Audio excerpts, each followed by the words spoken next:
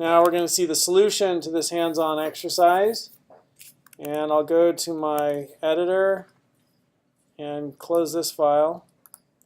Create a new folder called O2. And inside there, create a new Go file. Main, and then main, and main. And we want to create a new func. So remember a func keyword, receiver, identifier, parameters, returns, and then code. Okay, so the func we're going to create will be func foo, and parameters doesn't need anything, returns doesn't need anything, and it's going to call the func, store your name in a variable, so x :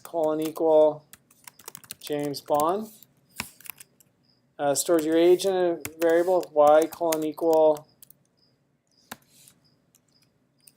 32, and prints your name and your age, func.println xy. And then call it. And run it.